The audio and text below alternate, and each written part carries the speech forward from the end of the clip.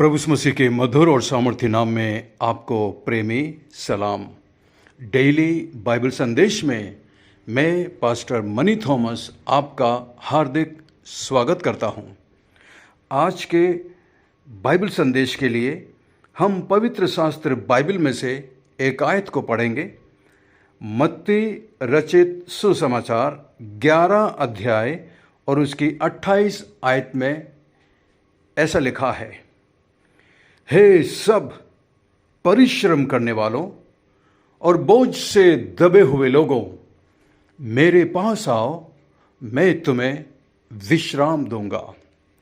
ये शब्द प्रभु यीशु मसीह के मुंह से निकले हुए शब्द हैं। जब आज से 2000 साल पहले प्रभु यीशु मसीह इस संसार में थे तो उन्होंने इस बात को कहा। प्रभु यीशु मसीह ने अपने आसपास के लोगों को जब देखा तो ये पाया कि प्रत्येक मनुष्य पाप के बोझ से दबा हुआ है और यही स्थिति आज भी हर एक मनुष्य की है। इस आयत में से हम कुछ महत्वपूर्ण बातों को सीखेंगे। सबसे पहली बात हम ये सीखेंगे कि ये निमंत्रण सबसे बड़ा, सबसे महान निमंत्रण है, क्योंकि इस निमंत्रण का देने वाला स्वयं सर्वशक्तिमान परमेश्वर का पुत्र प्रभु यीशु मसीह है जो इस निमंत्रण को दे रहा है। जरा समझिए, जरा विचार करिए, यदि आपको एक निमंत्रण दिया जाए और वो निमंत्रण शादी का हो या पार्टी का हो तो आप कितने खुश हो जाते हैं। और उससे बढ़कर यदि वो निमंत्रण किसी बड़े व्यक्ति के द्वारा दिया गया हो, मान लीजिए ये निमंत्रण आपके देश के प्रधानमंत्री या देश के राष्ट्रपति ने आपको ये निमंत्रण दिया हो, तो ये कितने बड़े सौभाग्य की बात होती है। उसी तरीके से यहाँ पर जो निमंत्रण है कि मेरे पास आओ, मैं तुम्हें विश्राम दूंगा, ये निमंत्रण किसी साधारण व्यक्ति का नहीं है, परंतु सर्वशक्तिमान परमेश्वर का निमंत्रण है। और यह निमंत्रण किसी विशेष समुदाय के लिए नहीं है, यह निमंत्रण किसी विशेष धर्म के लोगों के लिए नहीं है, यह निमंत्रण किसी विशेष भाषा या देश वालों के लिए नहीं है। यह निमंत्रण संसार के प्रत्येक मनुष्यों के लिए है। यह निमंत्रण आपके लिए भी है, आप चाहे जो कोई भी हैं, क्योंकि समस्या सबकी एक समान है और वो समस्या है, बाइबल बताती है, सब ने पाप किया है और हर एक मनुष्य पाप की वजह से परमेश्वर से दूर है, अशांत है, बेचैन है और मनुष्य इस पाप के बोझ की वजह से जीना नहीं चाहता, जी नहीं पा रहा है शांति के साथ। इसीलिए आजकल आप अखबार में सुनते हैं, पढ़ते हैं, न्यूज़ में देखते हैं कि आज जवान लड़के लड़कियां किस तरह आत्महत्या कर रहे हैं। कई बार स्त्री पुरुष आत्महत्या करते हैं और ये आत्महत्या करने वाले कोई गरीब या लाचार नहीं, इनमें से बहुत सारे लोग पढ़े लिखे हैं, पैसे वाले हैं, तंदुरुस्त लोग हैं, लेकिन उनकी समस्या मालूम क्या है? पैसों की नहीं है, खाने की नहीं है, गरीबी नहीं है। उनकी मुख्य समस्या है कि वो पाप के बोझ के साथ जीना नहीं चाहते। पाप का बोझ मनुष्य के सिर पर सबसे बड़ा बोझ है और इस बोझ के साथ मनुष्य जीना नहीं चाहता। और इस बोझ से बचने के लिए मनुष्य ने ना जाने कितने रास्तों की तलाश की, कितने रास्ते खुद उसने बना लिए हैं, कितने पंथ बना लिए हैं, कितने धर्म बना लिए हैं, ताकि उसे इस पाप के बोझ से छुटकारा मिल सके, ताकि वो इस पाप के बोझ से छूट सके और शांति पा सके, विश्राम पा सके। लेकिन मनुष्य के सभी प्रयास असफल हुए हैं। मनुष्य ने इस पाप के बोझ से बचने के लिए धर्म का सहारा लिया, इस पाप के बोझ से बचने के लिए विज्ञान का सहारा लिया, इस पाप के बोझ से बचने के लिए तत्वज्ञान का सहारा लिया, परंतु सभी असफल हुए हैं। इस पाप के बोझ से बचने के लिए मनुष्य कई बार पहाड़ों पर चढ़ता है, तपस्या करता है, नदियों में जाता है, डुबकी लेता है, दान पुण्य करता है, धर्म के काम करता है, ये सोचकर कि मुझे मेरे पापों के बोझ से छुटकारा मिलेगा, परंतु वो उस पाप के बोझ के तले प्रतिदिन दबता जाता है। ऐसे में केवल परमेश्वर है जो मनुष्यों को इस पाप के बोझ से छुड़ा सकता है। और इस पाप के बोझ से छुड़ाने के लिए संसार के अंदर कई लोगों ने दावा किया है। कई लोग अपने आप को ईश्वर बताने लगे, कई लोग अपने आप को ईश्वर का प्रतिरूप बताने लगे, और इस तरीके से कई लोग ठगे गए हैं, धोखा खाए हुए हैं। लेकिन पाप के बोझ से बचाने वाला कोई नहीं, कोई मनुष्य आपको पाप के बोझ से नहीं बचा सकता, क्योंकि बाइबल बताती है हर एक मनुष्य जिसने इस संसार के अंदर जन्म लिया है, हर एक मनुष्य पापी है। एक पापी मनुष्य एक दूसरे पापी को कैसे बचा सकता है? बिल्कुल नहीं। पापी मनुष्यों को बचाने के लिए केवल एक है, और वो है सर्वशक्तिमान परमेश्वर जिसने इस संसार को बनाया है। वो परमेश्वर मनुष्यों से प्यार करता है, और इसीलिए उस परमेश्वर ने मनुष्यों को पाप के बोझ से बचाने के लिए खुद मनुष्य बनकर इस संसार के अंदर उतर कर आए। क्रिसमस की कहानी में हम पढ़ते हैं, यूहन्ना इस बात को लिखता है। यूहन्ना 1 अध्याय और उसकी पहली आयत में लिखा है, आदि में वचन था, वचन परमेश्वर के साथ था, और वचन ही परमेश्वर था। आगे वो कहता है, वचन देहधारी हुआ, यानी कि वचन ने शरीर का रूप धारण किया, मनुष्य का रूप धारण किया, और वो इस संसार के अंदर आ गए। वो है प्रभु यीशु मसीह। इसीलिए प्रभु यीशु मसीह इस आयत में कहते हैं, हे सब परिश्रम करने वालों, बोझ से दबे हुए लोगों, मेरे पास आओ। तो सबसे पहली बात हम यहाँ पर ये देखते हैं, ये निमंत्रण सबसे बड़ा निमंत्रण है। और ये निमंत्रण सबसे बड़ा निमंत्रण इसलिए है क्योंकि इस निमंत्रण का देने वाला स्वयं सर्वशक्तिमान परमेश्वर है। दूसरी बात हम ये देखते हैं, ये निमंत्रण संसार के प्रत्येक मनुष्यों के लिए है। ये आपके लिए भी है, संसार के हर एक मनुष्यों के लिए है। संसार का ऐसा कोई व्यक्ति या कोई धर्म नहीं जो संसार के हर एक मनुष्यों को अपने पास बुलाता हो, या संसार के हर एक मनुष्यों को निमंत्रण देता हो। ऐसा कभी नहीं पाएंगे। हर धर्म में जो धर्म गुरु आते हैं या धर्म के संरक्षक आते हैं, वो केवल अपने धर्म के लोगों को बुलाते हैं। अपने धर्म के लोगों के लिए उनके पास बातें होती है, शिक्षाएं होती हैं और काम होता है। लेकिन प्रभु यीशु मसीह किसी विशेष धर्म के लिए नहीं आए थे, बल्कि वो पूरे संसार के लिए आए थे, क्योंकि वो पूरे संसार का परमेश्वर है और वो मनुष्यों को इस पाप के बोझ के तले मरते हुए देख नहीं सकता था। इसलिए वो इस संसार के अंदर मनुष्य बनकर आए और उसने कहा, हे सब पाप से दबे और परिश्रम करने वाले लोगों, मेरे पास आओ, मैं तुम्हें विश्राम दूंगा। दूसरी बात हम यहाँ पर ये सीखते हैं, हर एक मनुष्य पाप के बोझ के तले दबा हुआ है। इस संसार का कोई भी मनुष्य ये बोल नहीं सकता कि मैंने कभी कोई पाप नहीं किया। बाइबल बताती है मनुष्य पाप में जन्म लेता है और पाप के स्वभाव के साथ इस संसार में आता है, इसलिए वो पाप करता है। पाप करने से आप पापी नहीं हैं, बल्कि आप पापी हैं, इसलिए आप पाप करते हैं। प्रत्येक मनुष्य पापी है। कोई भी मनुष्य इस पाप की बीमारी से छूटा नहीं है। हर एक मनुष्य की समस्या है पाप। हर एक मनुष्य पाप के बोझ के तले दबा हुआ है।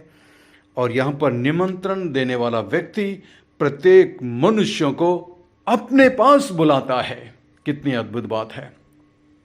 संसार का कोई भी मनुष्य आपको अपने पास नहीं बुला सकता, क्योंकि उसके पास आपके पाप के समस्या का समाधान नहीं है, परंतु केवल परमेश्वर के पास आपके पाप का समाधान है।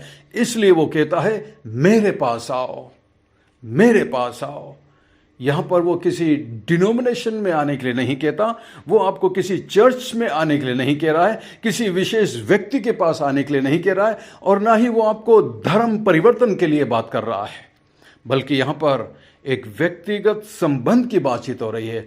परमेश्वर के पास आइए। आपकी इस पाप की समस्या का समाधान मेरे पास नहीं है, किसी भी पास्टर के पास नहीं है, किसी भी धार्मिक गुरु के पास नहीं है, किसी भी नदी या किसी भी पहाड़ पर नहीं है, किसी दान पुण्य करने में आपके पाप की समस्या का समाधान नहीं हो सकता, बल्कि आपकी पाप की समस्या का समाधान केवल एक व्यक्ति कर सकता है, केवल एक व्यक्ति, और वो है सर्वशक्तिमान परमेश्वर प्रभु यीशु मसीह, जो मनुष्य बनकर इस संसार के अंदर आए। वो कहता है मेरे पास आओ, मेरे पास आओ। जब आप प्रभु यीशु मसीह के पास आएंगे, आपके पाप की समस्या का समाधान निश्चित रूप से होगा। आप कैसे आ सकते हैं प्रभु यीशु मसीह के पास? प्रभु यीशु मसीह के पास आप विश्वास के साथ आ सकते हैं। आपको उस पर विश्वास करना होगा, उसके वचन पर, उसकी बातों पर विश्वास करना होगा। वो कहता है मेरे पास आओ, प्रभु यीशु मसीह के पास आइए, क्योंकि वही एकमात्र परमेश्वर है, वही आपको बचा सकता है। और आप उसके पास कैसे आ सकते हैं? विश्वास के साथ। आपको उस पर विश्वास करना है। क्या विश्वास करना है? आपको ये विश्वास करना है कि प्रभु यीशु मसीह परमेश्वर का पुत्र है। और ये बाइबल बताती है, उसने इस संसार के अंदर आकर अपने कामों से, अपने बातचीत से, अपने व्यवहार से, अपने कर्मों से, अपने आश्चर्य कर्मों से, चिन्ह और चमत्कार के द्वारा उसने साबित किया कि वो परमेश्वर है, परमेश्वर का पुत्र है, जो मनुष्य बनकर संसार के अंदर आया था। इसलिए आपको विश्वास के साथ प्रभु यीशु मसीह पर यकीन करना है, भरोसा करना है, उसके नज़दीक आना है विश्वास के साथ। उस पर यह विश्वास करना है कि वो परमेश्वर का पुत्र प्रभु यीशु मसीह है। दूसरी बात, आपको यह विश्वास करना है कि प्रभु यीशु मसीह आपके पापों के लिए क्रूस पर बलिदान हुए। प्रभु यीशु मसीह संसार में आए इसीलिए थे। वो संसार में पापियों का सर्वनाश करने नहीं आए, वो संसार में पापियों को मारने के लिए नहीं आए, बल्कि वो संसार में सिर्फ इसलिए आए ताकि मनुष्यों के पाप की सजा को अपने ऊपर लेकर खुद क्रूस पर बलिदान हो जाए। और इस बलिदान के बारे में हम बाइबल में पढ़ते हैं, संसार का हर धर्म ये विश्वास करता है कि एक बलिदान चाहिए परमेश्वर को देने के लिए। इसलिए आप हर धर्म में देख सकते हैं, परमेश्वर को खुश करने के लिए आज लोग फल देते हैं, आज परमेश्वर को खुश करने के लिए घी देते हैं, परमेश्वर को खुश करने के लिए पैसा देते हैं, परमेश्वर को खुश करने के लिए संसार की चीज़ों को चढ़ाते हैं, ये सोचकर कि परमेश्वर खुश हो जाएगा। लेकिन बाइबल में हम देखते हैं, पर प्रभु यीशु मसीह ने अपने आप को परमेश्वर के सामने बलिदान कर दिया, और परमेश्वर उसके बलिदान से प्रसन्न हुआ। और ये बलिदान पापी मनुष्यों के पाप की क्षमा के लिए था। प्रभु यीशु मसीह ने कभी कोई पाप नहीं किया था, उसने कभी कोई गलती नहीं की। पिलातुस के सामने जब वो खड़ा हुआ, पिलातुस ने कहा मैं इसमें कोई दोष नहीं पाता। प्रभु यीशु मसीह निर्दोष, निष्कलंक परमेश्वर के मेमने थे। इसीलिए यूहन्ना बपतिस्मा देने वाले ने जब प्रभु यीशु मसीह को दूर से आते देखा तो उसने कहा, देखो परमेश्वर का मेमना जो जगत के पाप को उठा कर ले जाता है। जगत के पाप को, एक समाज या एक देश के नहीं, संपूर्ण जगत के पाप को वो अपने ऊपर उठाता है। वो इसके काबिल है, सक्षम है, क्योंकि वो परमेश्वर है। मनुष्य इस काम को नहीं कर सकता। मनुष्य संसार के लोगों के पाप की क्षमा के लिए कुछ नहीं कर सकता, लेकिन इस काम को केवल परमेश्वर कर सकता है, जिसने पूरे संसार की रचना की है। और वही परमेश्वर मनुष्य बने और इस संसार के अंदर आए और मनुष्यों के पाप की क्षमा के लिए क्रूस के ऊपर बलिदान हुए। यदि आज आप उस पर विश्वास करेंगे तो परमेश्वर आपके पापों को क्षमा करेगा, परमेश्वर आपके पापों को माफ करेगा। परमेश्वर आपसे प्रेम करता है। परमेश्वर आपके पापों को क्षमा करके आपको नया जीवन देना चाहता है। आपको केवल उस पर विश्वास करना है कि वो परमेश्वर का पुत्र है और उसने आपके पापों के लिए क्रूस पर अपना बलिदान दिया है। बाइबल कहती है, यदि हम अपने पापों को मान लें तो वो हमें हमारे पापों से क्षमा करने में और हमें सब अधर्म से शुद्ध करने में विश्वास योग्य और धर्मी परमेश्वर है। यदि तू अपने मुंह से यीशु को प्रभु और उद्धारकर्ता करके अंगीकार करेगा तो तू निश्चय ही उद्धार पाएगा, पापों की क्षमा पाएगा। ये बाइबल में परमेश्वर की प्रतिज्ञा है। आपको विश्वास के साथ उसके नज़दीक आना है। ये विश्वास करना है कि वो परमेश्वर का पुत्र है। ये विश्वास करना है कि वो क्रूस पर आपके लिए बलिदान हुआ, और उसे अपने दिल में निमंत्रण देना है। उससे अपने पापों की क्षमा मांगनी है और उसे अपने दिल में निमंत्रण देना है। यदि आप उसे अपने दिल में आने के लिए प्रार्थना करेंगे, वो जरूर आपके दिल में आएगा और आपके पाप के बोझ को हमेशा हमेशा के लिए दूर उठाकर फेंकेगा और आपको स्वतंत्र करेगा, आज़ाद करेगा, विश्राम देगा। ये उसकी प्रतिज्ञा है। जैसा कि अभी हमने पढ़ा था, हे सब बोझ से दबे परिश्रम करने वालों, मेरे पास आओ, मैं तुम्हें विश्राम दूंगा। ये उसकी प्रतिज्ञा है। आप अपने दिल में, आप अपने मन में परमेश्वर के विश्राम को हासिल करेंगे। इस विश्राम को पाने के लिए मनुष्य ना जाने क्या क्या प्रयास करता है, लेकिन वो आपको ये विश्राम देगा, और ये विश्राम केवल परमेश्वर दे सकता है। आज यदि आप उस विश्राम को चाहते हैं, अनंत काल के जीवन को चाहते हैं, और चाहते हैं कि आपके पाप के बोझ को वो हमेशा हमेशा के लिए दूर करे, आपको शांति दे, तो आपको ये प्रार्थना करने की आवश्यकता है। यदि आप विश्वास के साथ अपने पाप के बोझ अपने दिल से दूर करवाना चाहते हैं, अपने पापों की क्षमा चाहते हैं और उद्धार पाना चाहते हैं, परमेश्वर के बेटे और बेटियां बनना चाहते हैं, तो आप इसी वक्त प्रार्थना के साथ उसे अपने दिल में बुला सकते हैं। यदि आप ऐसा चाहते हैं तो मेरे साथ इस प्रार्थना को कर सकते हैं और बोलिए, प्रभु यीशु मसीह, परमेश्वर, मैं जानता हूं कि मैं एक पापी हूं। आपका पवित्र वचन बताता है कि मैंने पाप में जन्म लिया है और मैं पापी स्वभाव से पैदा हुआ हूं। मेरे पास मेरे पापों का कोई समाधान नहीं है। कृपया मुझे मेरे पापों से क्षमा करिए, मेरे दिल में आइए, मुझे नया मनुष्य बनाइए, मुझे अपना बेटा बनाइए, मुझे अपनी बेटी बनाइए, मुझे मेरे पापों से क्षमा करिए और मुझे वो विश्राम दीजिए जो केवल आप दे सकते हैं। मैं आप पर विश्वास करता हूँ, मेरे दिल में आइए। और ये प्रार्थना मैं प्रभु यीशु मसीह के नाम से मांगता हूँ। परमेश्वर मेरी प्रार्थना को सुनकर कबूल करिए। यीशु मसीह के नाम से प्रार्थना मांगता हूँ, आमीन। यदि आपने इस प्रार्थना को विश्वास के साथ किया है तो मैं आपको यकीन दिलाना चाहता हूं, भरोसा दिलाना चाहता हूं कि परमेश्वर ने आपकी प्रार्थना को सुन लिया है। विश्वास करिए और फिर एक ऐसे चर्च में जाइए, ऐसे विश्वासी झुंड के साथ शामिल हो जाइए जहां पर परमेश्वर के वचन का प्रचार होता है, जहां पर परमेश्वर के वचन की शिक्षा दी जाती है, और निरंतर उस चर्च में अपनी सदस्यता लेकर निरंतर उस चर्च में जाएं और परमेश्वर में और परमेश्वर के वचन में और विश्वास में निरंतर बढ़ते जाएं। आप सचमुच में एक विश्राम और शांति का जीवन इस संसार के अंदर जिएंगे। ये हमारी आपके लिए प्रार्थना है कि परमेश्वर आपकी मदद करे, आपकी सहायता करे, ताकि आप एक नए मनुष्य के रूप में इस संसार के अंदर जीवन बिता सकें, विश्राम और शांति पा सकें। अधिक जानकारी के लिए आप हमें लिख सकते हैं। हमारा नंबर है 9927464924।